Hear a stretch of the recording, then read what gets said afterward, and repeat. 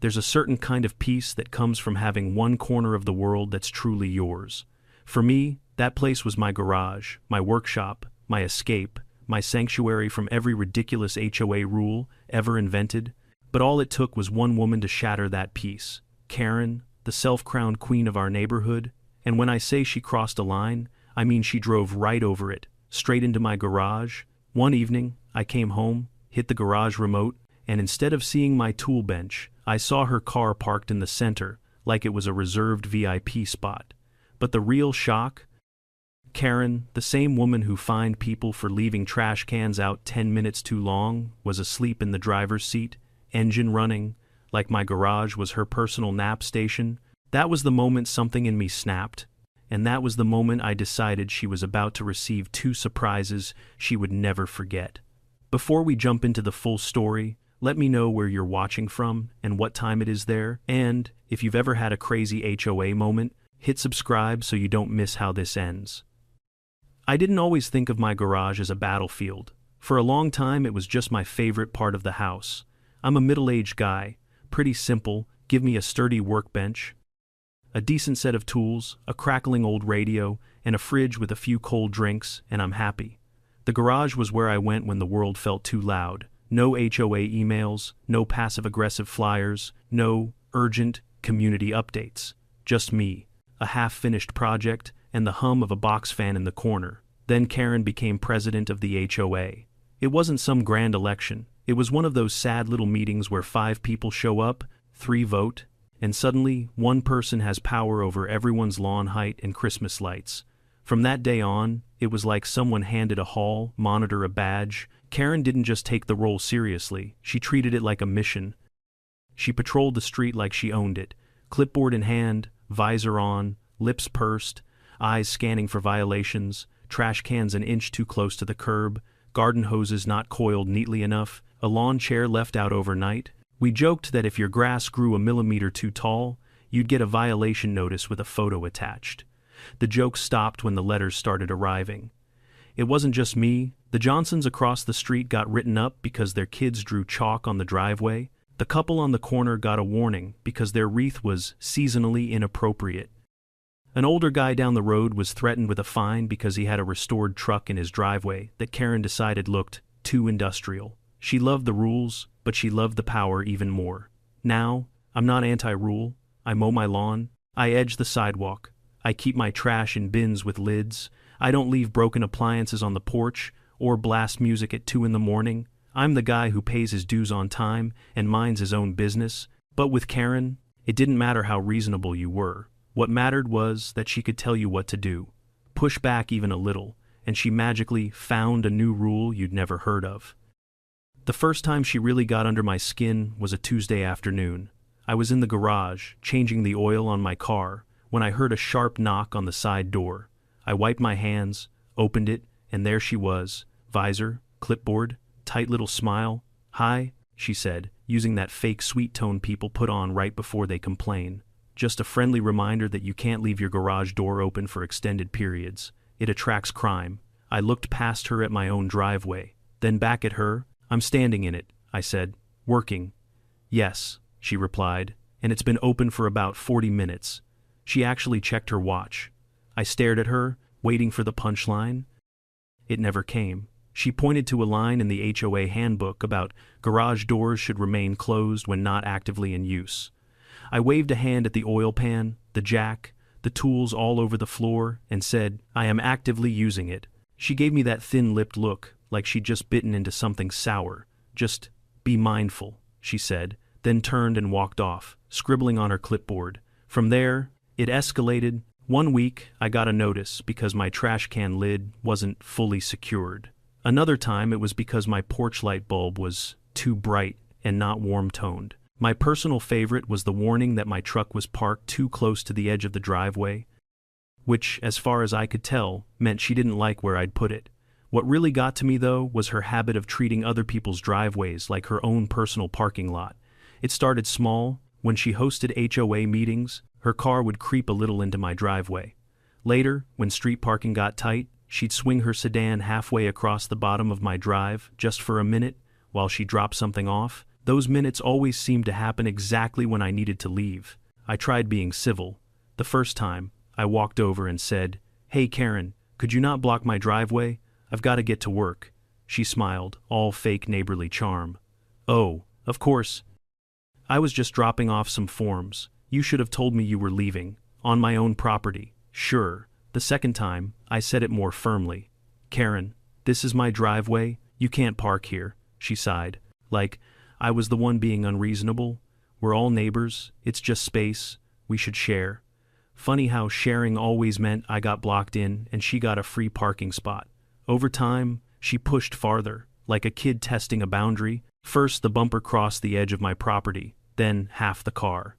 Then, one particularly bad afternoon when there were no street spaces left, I came home to find her sedan parked sideways across the front of my driveway like a barricade. That day, I didn't ask nicely. I rang her doorbell. She opened it with her phone to her ear, clearly mid-conversation. "Yes, you're in my driveway," I said, keeping my voice as calm as I could. "I need you to move, now." She tilted her head. "I'll be out in a few minutes. I'm on a call. I'm on a schedule," I replied. "Move the car now, or I'll have it towed." Her eyes narrowed. "You can't tow my car. I'm HOA president. We control the towing contract." That sentence lodged in my brain like a splinter. She really believed the rules bent around her. I didn't tow her car. I walked away before I said something I couldn't take back. But after that, I noticed every little encroachment, every time she parked too close, every time she swung her door open like my driveway was overflow parking for the HOA queen. The garage became even more important after that. It was the last line, the one place she hadn't invaded. I kept it organized, clean, private. I even installed a small security camera above the interior door, not because I expected trouble, but because my tools weren't cheap, and I liked knowing if anyone messed with them. For a while, things calmed down. She still did her patrols, still mailed out her little violation letters, still wielded the HOA handbook like a weapon, but she stopped blocking my driveway as often. Maybe someone else had climbed to the top of her hit list. Maybe she'd found a new project. I didn't care. As long as my garage stayed mine, I'll never forget the evening. Everything changed because it began so normally. I had just finished a long shift, one of those days where every hour feels like 3.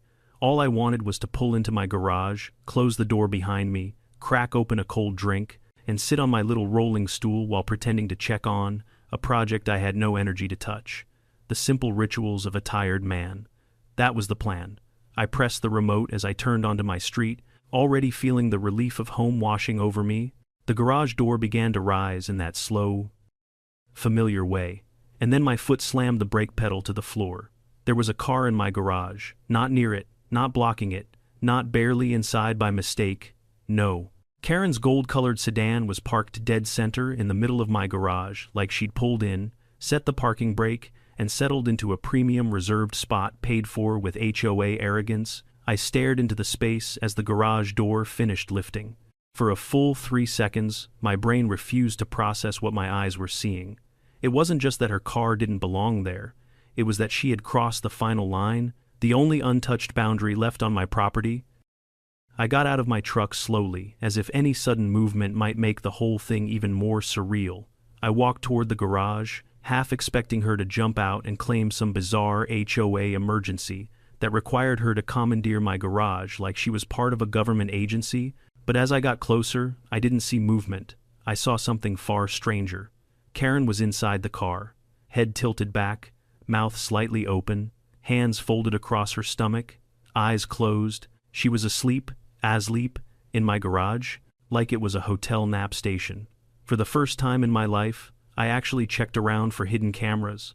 This had to be a prank, a social experiment, a lawsuit trap, a new HOA rule being filmed for some kind of dramatic demonstration, something, anything, but no one was around. The cul-de-sac was quiet, porch lights glowing softly, a sprinkler sputtered 2 houses down. The air smelled faintly of jasmine and engine fumes. I stepped up beside the driver's window. The engine was running, the air conditioner hummed. Karen was curled slightly to one side, visor still on her head. It was like she had driven straight into my garage, shut the door, leaned back, and passed out mid-power trip. I knocked on the window. Not hard, just enough to wake any functioning human. Nothing. I knocked again, this time louder, still nothing. Then I knocked a third time, the kind of knock you use on teenagers who've slept through their alarms. Karen didn't so much as twitch. She was OUT. Whatever she'd been doing before this, it had drained every ounce of consciousness from her. I stepped back and stared at her in disbelief. For a moment, some tiny part of me wondered if she was okay, but the soft rise and fall of her chest told me she was fine, just sleeping incredibly deeply, in the one place she absolutely, unquestionably should not be. And that's when the irritation hit me, because this wasn't an accident, it wasn't a misunderstanding, it wasn't, oh, I thought this was the guest parking area. This was entitlement in its purest form. Karen genuinely believed the HOA rules bent around her, that other people's property lines were optional, that personal boundaries were cute suggestions, not actual limits. I circled to the front of the car. She had pulled in perfectly straight, she'd taken her time, she'd stopped just short of my tool chest, leaving enough room for someone to walk between the bumper and the workbench. She didn't just park here, she settled in, and the more I thought about it, the more it felt like the culmination of every stupid little HOA power move she'd pulled over the past year. All the warnings, all the condescending lectures, all the smug, I'm just enforcing the rules speeches. This was the moment where the universe said, all right, buddy, today's the day you push back. I looked at her sleeping in that car, blissfully unaware of the storm she'd created, and a calm washed over me, a clarity I hadn't felt in months. I wasn't going to yell. I wasn't going to knock until she woke up. I wasn't going to call the police or the towing company. No, I was going to fix this the way a man fixes a boundary problem. First, I hit the garage door button and let it close. The motor whirred, the panel slid down, and the outside world disappeared with a soft thump. Now it was just me, Karen, and the soft rumble of her car engine filling the quiet space. Second, I checked the interior door leading into my house. Locked. Good. That mattered for what would come next. I stood in the middle of the garage with my arms crossed, thinking, the longer I watched her sleep, the more ridiculous the whole situation became. Karen, the self-appointed sheriff of the neighborhood, sleeping in the one place she had absolutely no business being. She looked peaceful, even serene, like she had conquered my property and now rested triumphantly after the victory. I stepped closer and said through the window, Karen, nothing. Karen, I repeated, louder. Her eyelid twitched, but she didn't wake. I could have opened the car door, but something in me knew that whatever reaction she gave would be defensive, dramatic, and full of excuses. She'd twist the story before I even had a chance to speak. She'd claim authority, claim misunderstanding, claim she had every right to be here because of some imaginary HOA subclause she invented 5 minutes earlier.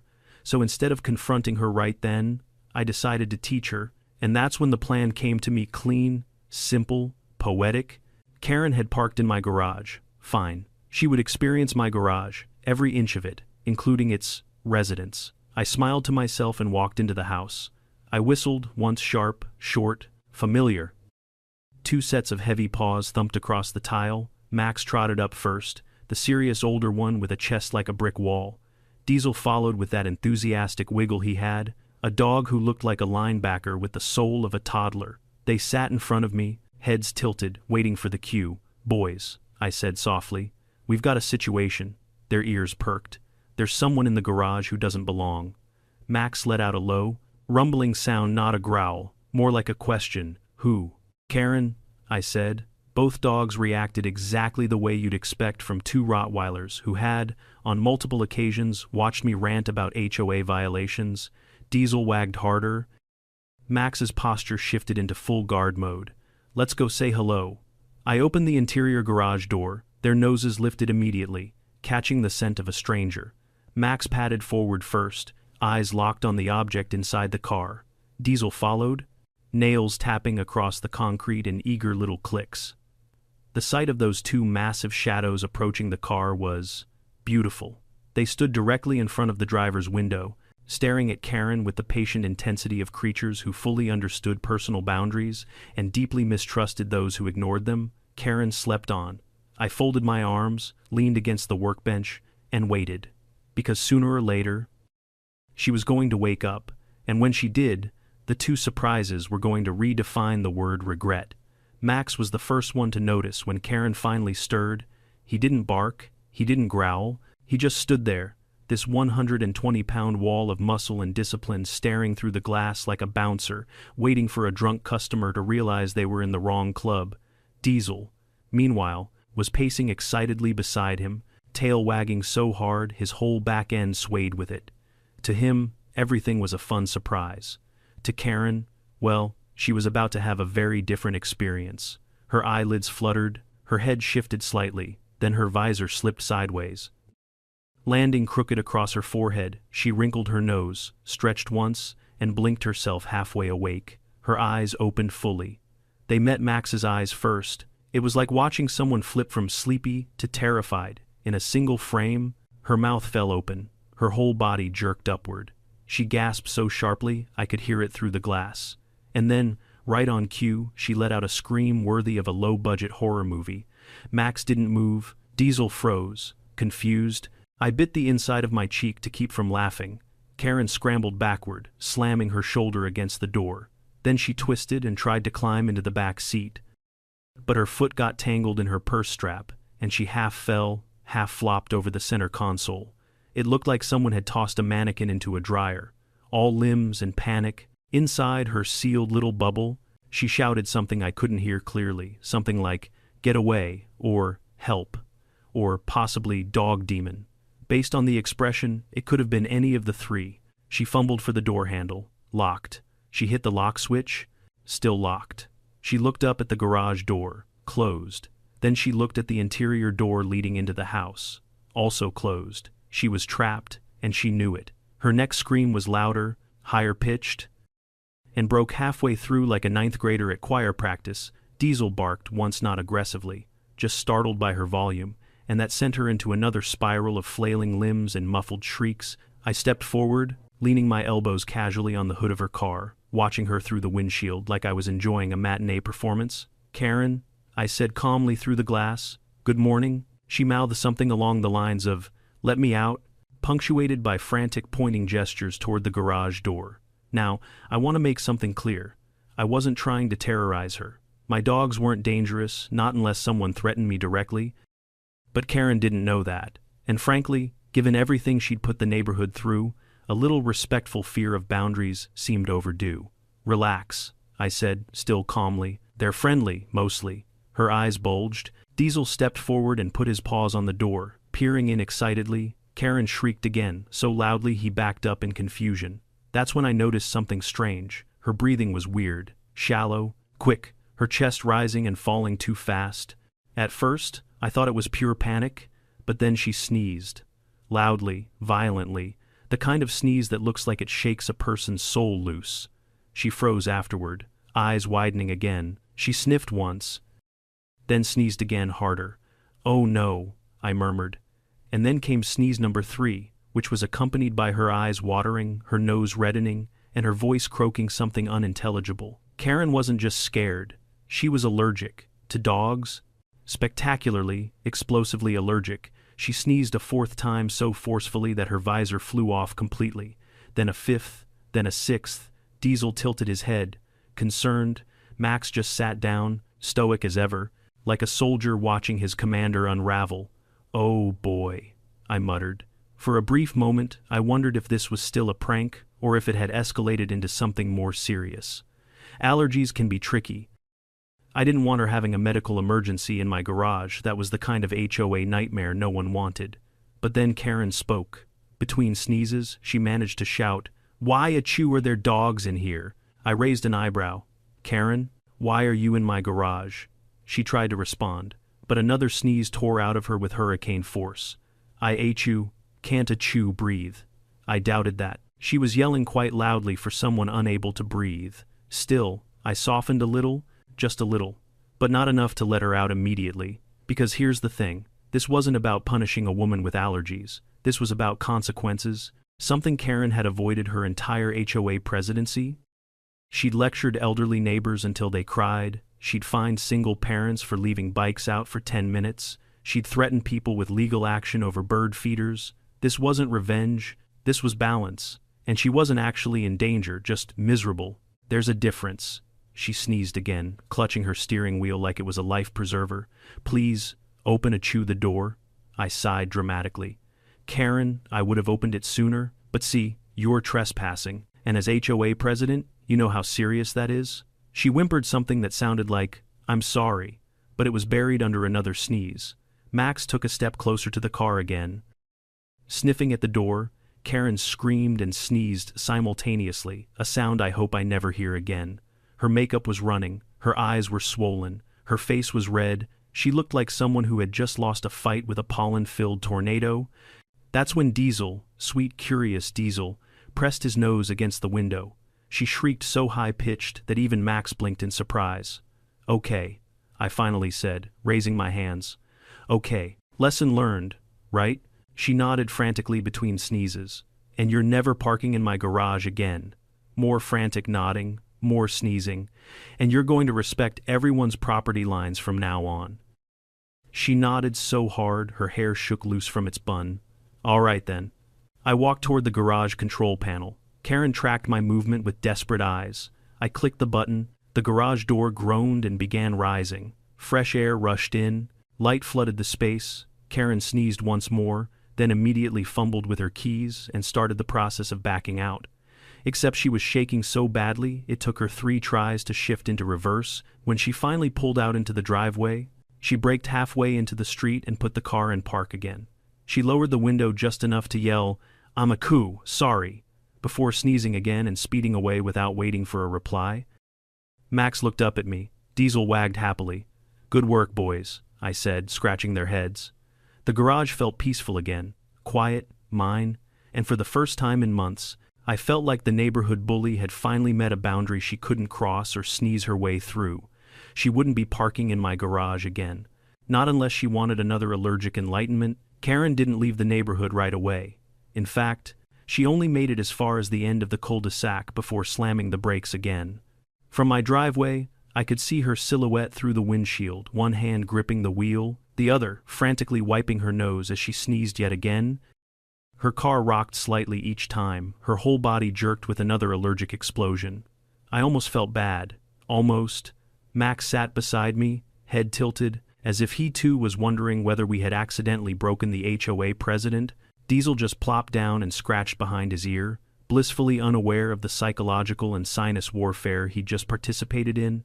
I watched Karen finally pull herself together enough to drive off, the back of her car weaving slightly as she disappeared down the street. Part of me figured she'd go straight home, maybe take some overpriced antihistamines, and then plot whatever petty HOA retaliation she could dream up. It wouldn't have surprised me if a violation notice showed up in my mailbox the next morning, accusing me of harboring dangerous animals, or failing to maintain allergen-neutral air quality standards. But surprisingly, nothing came. No letters, no warnings, no passive-aggressive emails reminding the entire neighborhood about proper garage usage. Just silence. For the next 2 days, the street felt almost haunted without her daily patrols. No visor bobbing past my window, no clacking clipboard, no exaggerated sighs when someone's trash can dared to exist outdoors for 5 additional minutes. On the 3rd day, I was organizing tools on my pegboard when I heard footsteps outside the garage. Heavy ones, hesitant. Definitely not the usual confident stomp of a woman with a laminated copy of the HOA bylaws in her purse. Then came a soft knock. I turned slowly and saw Karen standing in the driveway like a kid about to confess to breaking a window. Her eyes were still a little puffy. She wore sunglasses even though it was cloudy. Her posture was stiff, shoulders tense, and for once she was completely visorless. If she'd had a clipboard, it would have looked like she was offering it as tribute. Can I, speak to you? She asked. It was the quietest I had ever heard her. I crossed my arms. About what? She swallowed hard enough that even Max perked up. The garage incident. A beat passed. Which one?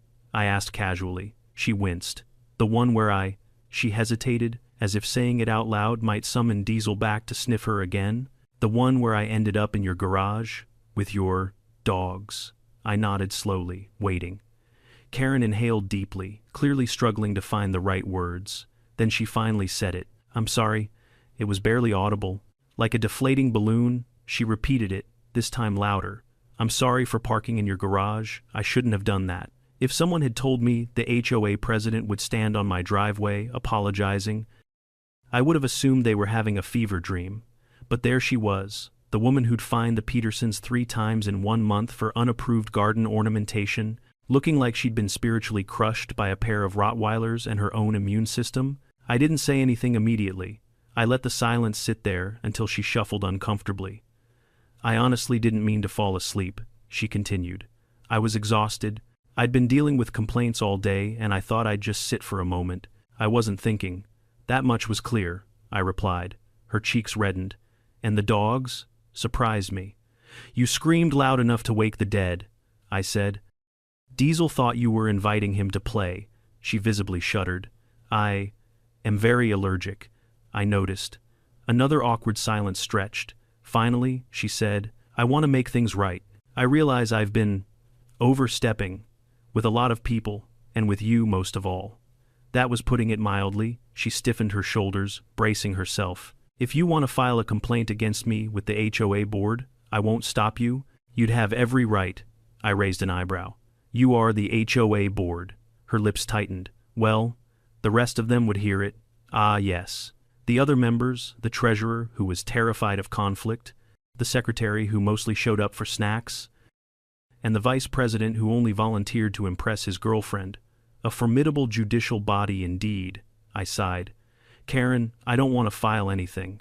I don't want drama. That seemed to shock her more than the dogs had. You don't? She asked. No, I said. I just want you to respect my property, and everyone else's. She nodded slowly. Then, for the first time since I'd known her, she dropped her posture, the rigid HOA stance, and genuinely looked like a person instead of a walking rulebook. I'll do better, she said softly. I mean it. Diesel barked from inside the house, probably because he heard his name in my thoughts. Karen jumped an inch off the ground. I should go, she said quickly. Before the dogs come out, she practically power-walked away, but not before giving the garage one last wary glance. When she turned the corner, I exhaled. A part of me wanted to believe she meant what she said. Another part suspected that once the embarrassment wore off, she'd return to patrolling the neighborhood like a self-appointed sheriff. But for now, at least, peace had returned, or so I thought. The next morning, something strange showed up in my email. An official HOA announcement. Subject line, UP dated guidelines for garage and driveway access. I opened it immediately, expecting another round of absurd rules. Instead, I found this. Effective immediately. No homeowner or HOA official may enter or utilize another homeowner's garage or driveway without explicit permission. Violation of this guideline may result in disciplinary action. I stared at the sentence for a long moment. Karen had written a rule forbidding Karen from ever doing the thing Karen did. It was glorious, but the best part came next. Additionally, HOA members are reminded that the personal property of homeowners, including pets, must be respected at all times. She didn't mention dogs by name, but I knew exactly what inspired that clause. For the next week, the neighborhood buzzed with confused chatter. People wondered what had happened. Someone swore they heard screaming coming from my house that night. Another claimed Karen had run a 4-minute mile while sneezing the whole way home. The rumors grew until the entire cul-de-sac walked around like they were waiting for the next chapter, but no one knew the truth. Well, no one except me, Max, and Diesel. One evening not long after, I sat in a lawn chair in the driveway. The sun was low, the sky streaked orange, and the dogs lounged lazily beside me. Across the street, the Johnsons were out watering their flowers. When Karen walked past on her route, she paused, maintaining a cautious distance. Evening, she said stiffly. Evening, I replied. Max lifted his head. Karen flinched. She hurried away. I sipped my drink, feeling more relaxed than I had in months. Not because I'd scared her, not because she'd apologized, but because, for once, someone who had pushed everyone around had finally run into something immovable, a boundary she couldn't bulldoze with authority. And it wasn't anger that brought that boundary back. It was a pair of dogs and one very sneezy wake-up call. I really thought things would settle after that. After all, Karen had apologized something I wasn't sure she was physically capable of doing before that day. She'd rewritten HOA rules to prevent a repeat of her own mistake. She was avoiding my driveway like it was the epicenter of a plague zone.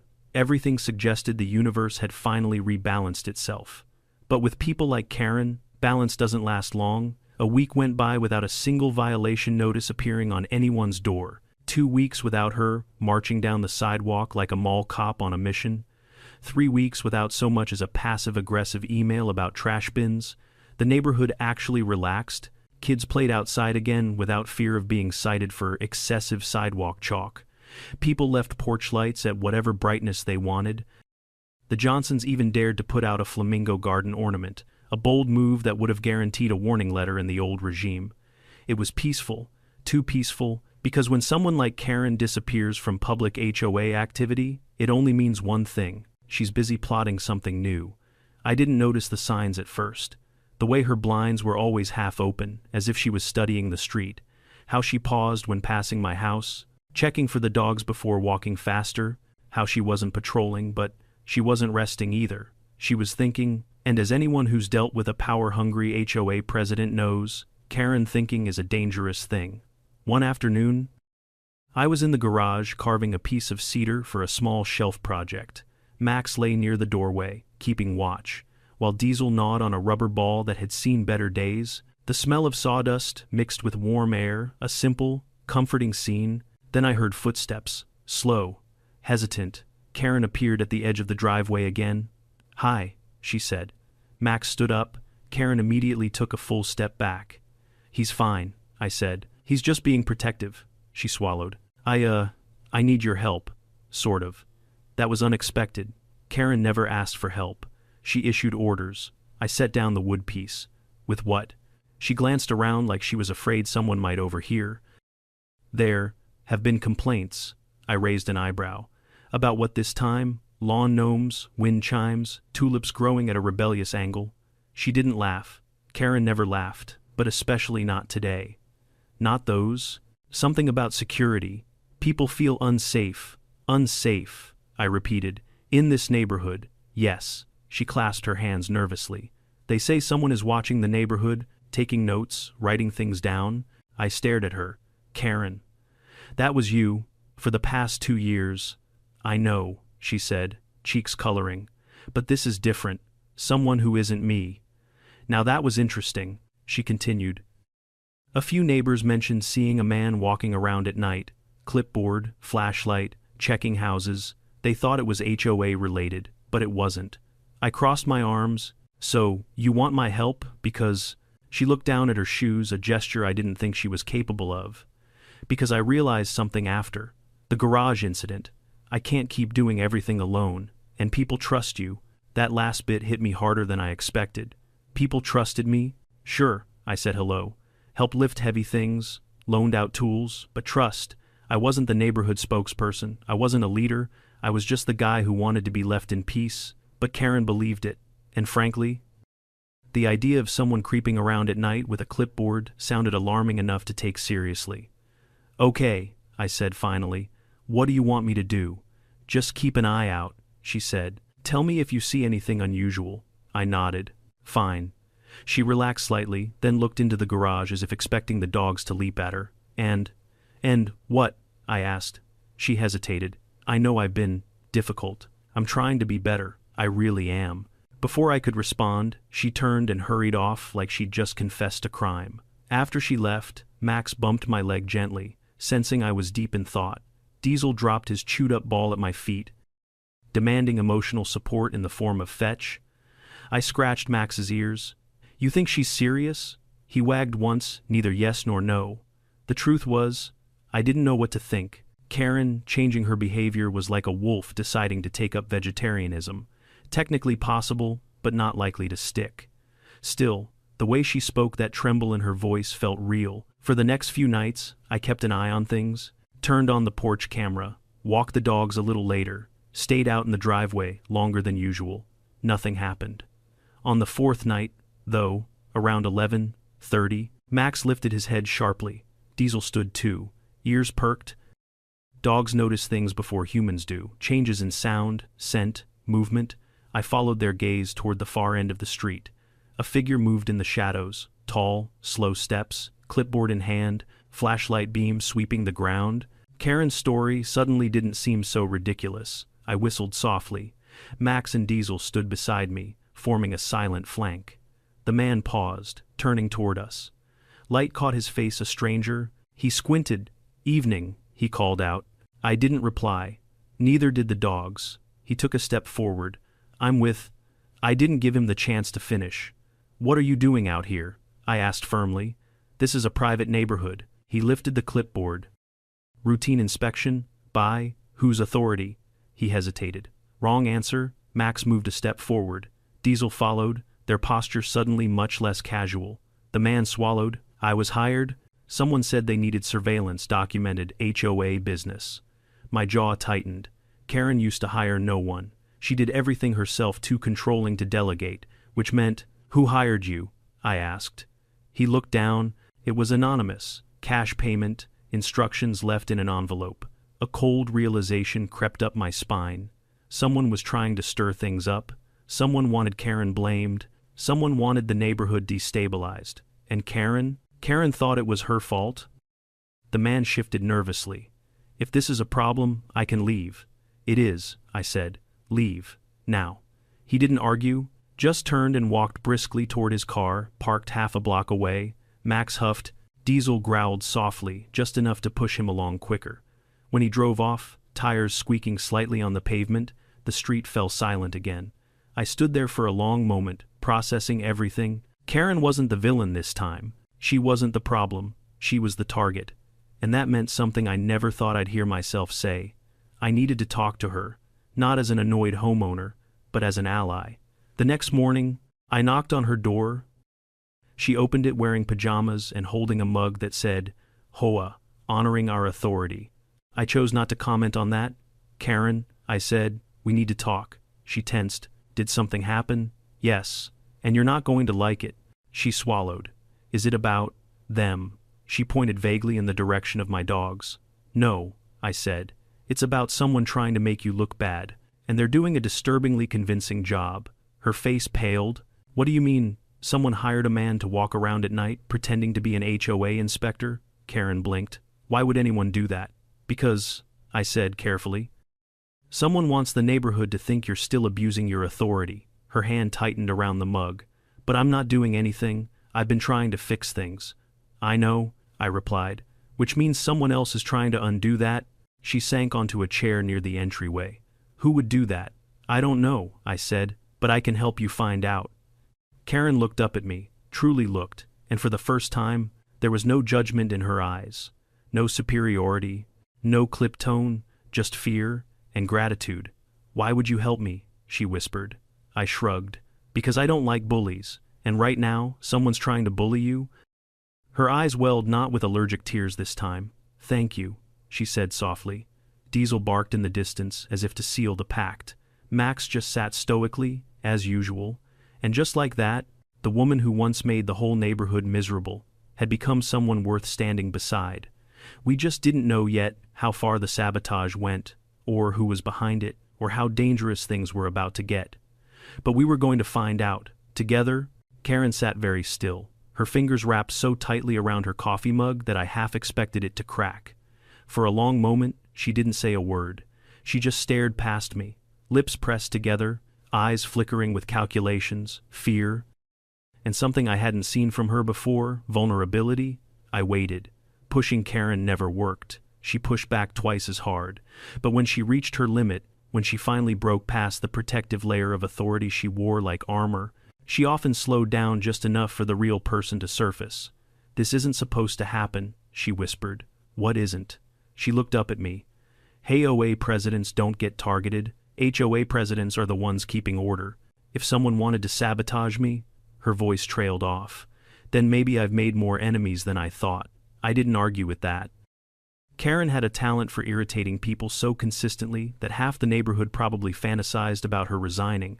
But fantasizing wasn't the same as hiring a fake inspector to intentionally undermine her. That required effort, planning, and motivation, and something told me this wasn't just a neighbor fed up with citations. "Tell me who you think would go this far," I said. "I don't know," she snapped, then seemed to catch herself. She drew in a shaky breath. "I mean, I've upset people, but this is calculated. Someone is documenting things. For what? To frame me, to get me removed. Or, worse, I said quietly. Her eyes widened. Worse. How much worse can it get? You said neighbors felt unsafe. What if this guy wasn't hired to fake inspections, but to look into homes, into cars, into personal belongings? Karen swallowed. But that would be illegal. So is walking into someone's garage and sleeping in it, I pointed out. She flinched, cheeks flushing. Okay, fair. But why would anyone want information about the neighborhood? Blackmail, burglary, identity scams, I listed. Or maybe someone is trying to destabilize the HOA to justify taking control. Karen frowned. Who would want control of this HOA? Do you know what we get paid? Nothing. Exactly. It's a volunteer job. You couldn't pay me to. She stopped herself. Well, I almost smiled. If nothing else, her embarrassment humanized her. Let's focus on the facts, I said. Who benefits most from making you look incompetent? Karen rubbed her temple. Maybe one of the board members. They've been frustrated with me before. Because you micromanage everything. I don't. She stopped, sighed. Okay, maybe a little. She stood abruptly and walked toward her kitchen, pacing back and forth as she thought out loud. The treasurer. No. She's terrified of conflict. The secretary. No. He only shows up for the pastries. The vice president. She paused. I raised an eyebrow. The boyfriend. Impressing one. Yes, she said slowly. But he's been trying to look more responsible lately. And he's ambitious. Very ambitious. Ambitious enough to hire someone to frame you. Possibly. He did bring up the idea of modernizing the HOA leadership structure. Whatever that means, it means he wants to be in charge.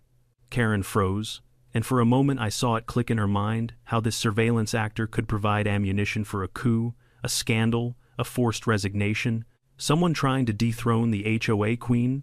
She sank into a chair. I can't believe this. I really can't. I pulled out a chair across from her and sat down, believing it isn't the point. What we have to do is stop it. Karen stared at me. We. Yeah, I said. We. Someone is messing with the neighborhood and using you to cover their tracks. We solve it together. Her eyes softened. Why would you help me after everything I've done? Because, I said, you're trying to change, and because someone worse might replace you. She let out a short, humorless laugh.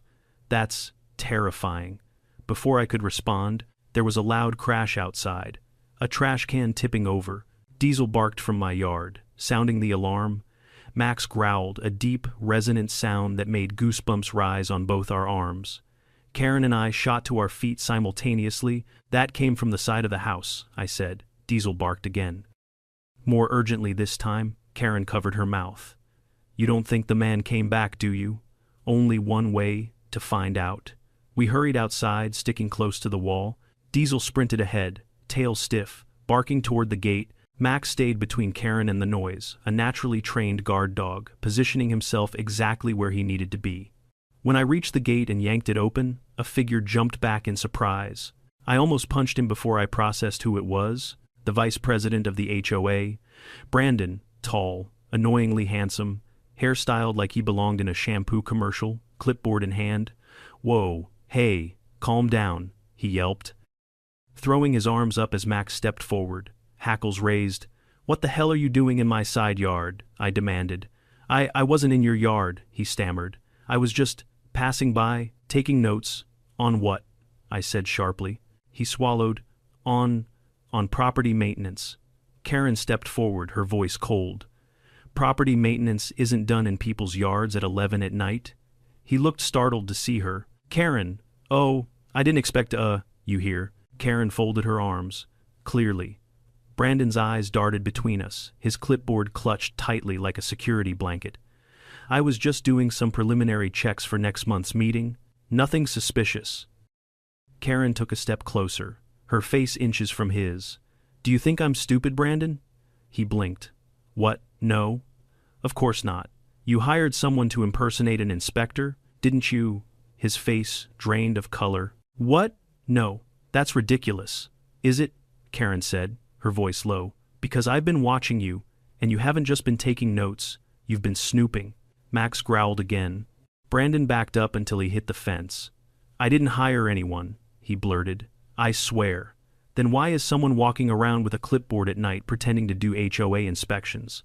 I pressed. He stuttered, opening and closing his mouth like a fish gasping for oxygen. I don't know anything about that, he said finally. Karen narrowed her eyes. Then what are you doing on this side of the house? He hesitated, and in that hesitation I saw everything. Fear, guilt, panic, not innocence. Brandon looked at Karen, then at me, then at the dogs. Diesel stepped closer, barking once as if demanding an answer. Finally, Brandon blurted, Okay, someone told me you were hiding something in your garage. Karen blinked. Me? No, Brandon pointed at me. Him? I stared at him in disbelief. Hiding what? I don't know, he said, voice cracking. I got an anonymous message saying you had illegal equipment stored here, that you were a threat to the neighborhood, that the HOA should document your activities. Karen and I exchanged a look. Someone was playing all sides. Someone who wasn't Brandon. Someone who wasn't Karen. Someone who wanted chaos. Karen spoke first. Show me the message. Brandon fumbled with his phone, hands shaking, and finally pulled up an email from a burner address. No name, no signature, just vague accusations and instructions. Karen's face went white. That email, I got one too. So did I said slowly. A chill ran through all of us simultaneously. This wasn't petty revenge. This wasn't power struggle. This wasn't an HOA feud. This was coordinated. Someone was manipulating us, watching us, playing us like chess pieces. Diesel whined softly. Max growled again. Staring toward the street, Karen whispered, What if the guy last night wasn't the only one? I tightened my fists. Then we're not dealing with an HOA problem anymore. Brandon swallowed. Then what is it? I looked from him, to Karen, to the darkened street beyond us. It's someone who wants this neighborhood torn apart, I said. And unless we figure out who, they're going to succeed. Karen's voice trembled. What do we do? And for the first time, I realized they were both looking to me for leadership. Not Karen, the HOA president.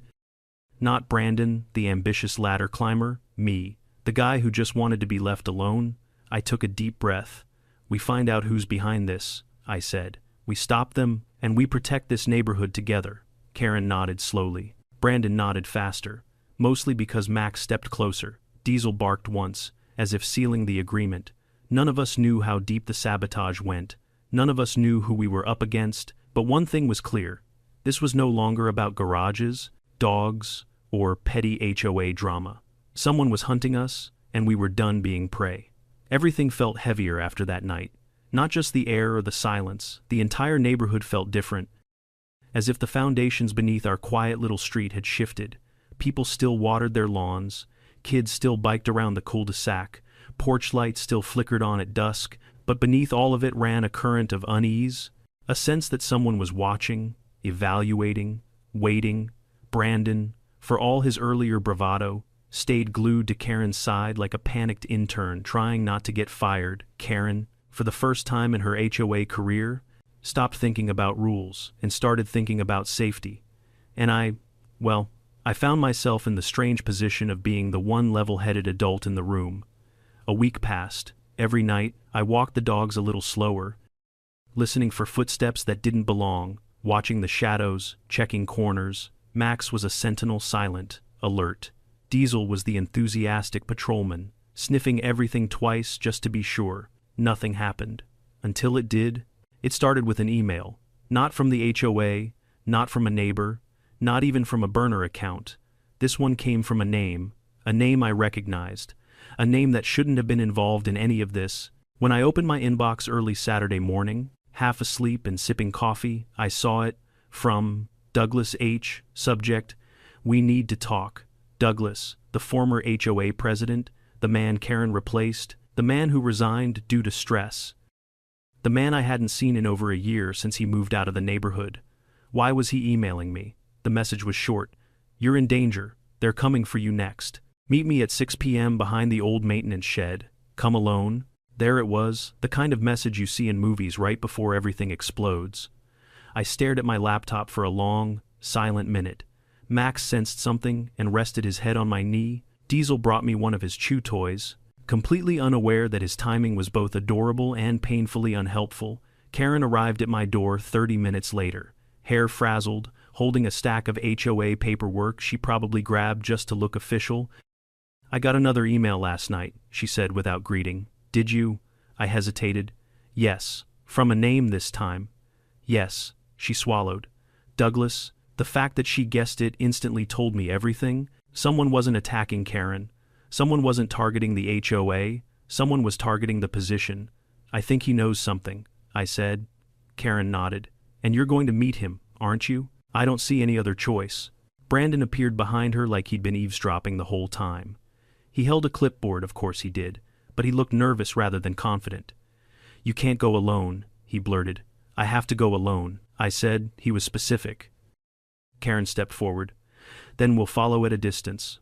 "That defeats the purpose of alone," I said. "It's not optional," she snapped. It was almost comforting seeing a spark of old Karen return. "Almost," I shook my head. "Look, if this is a trap, I can't drag you into it. If it's not, he'll only talk if it's just me." Karen looked at Max and Diesel. "Then take them." Max lifted his head with stoic approval. Diesel wagged like he'd been chosen for a game show. I exhaled. "Fine, they come with me, but you two stay out of sight." Karen didn't argue further. The shed Douglas mentioned sat behind the old community garden, an area now neglected, overgrown with weeds, and partially fenced off due to budget constraints. The perfect spot for a meetup you didn't want anyone to see. Time crawled towards 6 p.m. I kept replaying the email in my head. Why warn me? Why now? Why not call, or text, or speak to Karen? When the time came, I clipped the leashes onto Max and Diesel and headed down the path behind the houses. The sky was dimming, the air cooling, shadows stretching longer across the pavement. The shed loomed ahead, rusted metal, peeling paint, windows fogged with dust. Max stopped first. He growled low in his chest. "Easy," I whispered. Diesel stiffened as well. His tail froze mid-wag. Someone was inside. I approached slowly. "Douglas." The door creaked open, and there he was, older than I remembered, beard longer, eyes tired. He looked like a man who had been running from something for a long time. "You came," he said quietly. "What's going on?" I asked. He glanced nervously behind me. "Are you alone? Just me and the dogs?" He stared at Max and Diesel. "Good. They'll keep you alive." It wasn't a joke. Douglas stepped out fully, shutting the shed door behind him. He looked thinner, paler, the way someone looks when they've carried fear like a backpack for too long. "I didn't resign because of stress," he said. "I resigned because of them." "Who's them?" He swallowed. "A group. People who want control of HOA boards. They infiltrate neighborhoods. They destabilize the leadership. They install someone they control. And then they exploit the community funds for profit." My stomach tightened. "You're telling me there's a criminal ring targeting HOA boards?" "Yes," he whispered. "Organized, strategic, and they're expanding. This neighborhood was small, but it was a test site. I tried to push back. They threatened me, then they framed me, then they forced me out." My pulse started pounding. "Why contact me?" I asked. "Because they moved on to Karen," he said, "and she's too blind to see it, and now you're involved. You weren't supposed to interfere. The moment you confronted their fake inspector, you became a threat," Diesel whined. Max pressed closer to my leg. Douglas lowered his voice further. "Tonight isn't a warning. It's a last chance. They know you're meeting me. They know she's watching you. They know you're all working together now." "How? How could they know?" "Because one of your neighbors is working for them." I froze. Douglas took another step closer. "If you want to survive this, if you want the neighborhood to survive, you need to figure out who the insider is, before they escalate." Before I could respond, Max barked sharply. A twig snapped behind us. Douglas's eyes widened. "They found us?" A figure darted between the trees, then another, shadows rushing in fast. "Run!" Douglas shouted. Max lunged forward, barking fiercely. Diesel followed, teeth bared. I grabbed Douglas's arm. "This way." We sprinted through the brush as two shapes chased behind us. Karen and Brandon appeared near the path, eyes wide as they saw the chaos. "What's happening?" Karen screamed. "Move!" I yelled. Everything blurred. The dogs ahead, Douglas behind, Karen stumbling beside us. Branches whipped my face, gravel slid under my shoes. The pursuers were close, too close. Max suddenly spun, snarling, blocking their path just long enough for us to reach the open street. Lights flicked on in nearby homes as neighbors stepped outside. Alarmed by the commotion, the figures froze at the edge of the darkness, faces hidden, clothes dark, movements controlled. Then they backed away, retreating, silent, deliberate. Not amateurs. Karen clutched her chest. Who were they? Douglas shook his head. Professionals. They won't stop. I wiped sweat from my forehead. My heart felt like it was drilling through my ribs. So, what do we do now? I asked. Douglas looked at me with grim resolve. Now we fight back, and we take back this neighborhood. Karen swallowed hard. All of us, Douglas nodded. All of us, because they're coming? And they're not just after me anymore, Max growled softly at the shadows. Diesel pressed against my leg, and just like that, the war for our quiet little cul-de-sac had officially begun. The truth is, HOA drama is usually petty, annoying, frustrating, sometimes unfair, but every so often, something deeper hides underneath, something that forces you to stand up, not just for yourself, but for everyone around you. What happened in our neighborhood started with a parked car and a pair of Rottweilers, but it grew into a reminder that community only works when people protect each other. When you pay attention, when you set boundaries, when you refuse to let fear or power control your life. Karen learned humility, Brandon learned accountability, and I learned that even one person standing firm can make a difference. Now, I want to hear from you. Have you ever dealt with HOA chaos or a neighbor who crossed the line? Share your story below. And if you want more wild HOA tales, more twists, more lessons learned the hard way, make sure you're subscribed. You won't want to miss what comes next.